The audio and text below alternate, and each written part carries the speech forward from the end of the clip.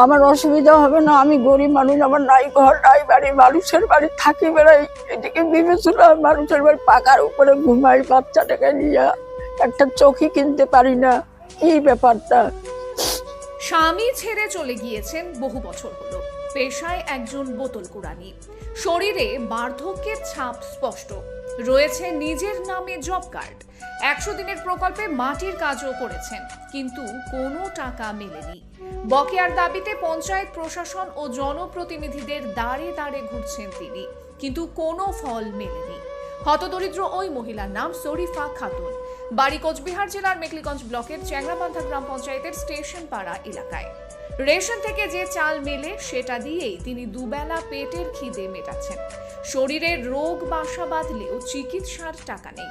সম্প্রতি শুনেছেন 100 দিনের প্রকল্পের টাকা মেটানো হবে, কিন্তু বকেয়া প্রাপকদের তালিকায় তার নাম নেই।